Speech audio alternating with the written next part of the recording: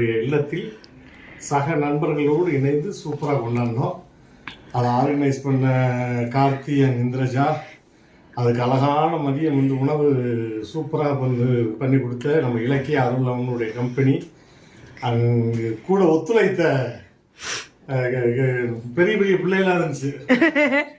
Gimme and ball, Amala பால், பிரதீபா பால் வந்து எல்லாருமே ரொம்ப நிறைய பேர் விஷ் பண்ணாங்க. வாட்ஸ்அப்பில் விஷ் பண்ணீங்க, ஃபோட்டோ போட்டீங்க, போஸ்ட் அடிச்சிங்க, பொங்கல் வச்சிங்க, கொண்டாடினீங்க, மாலை போட்டீங்க, மரியாதை பண்ணீங்க. இதே அன்பு அப்படி வருஷம் போட்டோம். அடுத்த வருஷம் இன்னும் வேற லெவலில் கொண்டாட போகிறோம். அதுக்கு எங்களை எல்லாம் மாட்டி படைக்க ஒருவன் வர இருக்கிறான். ஒருவன் அல்லது ஒருவன் தான்.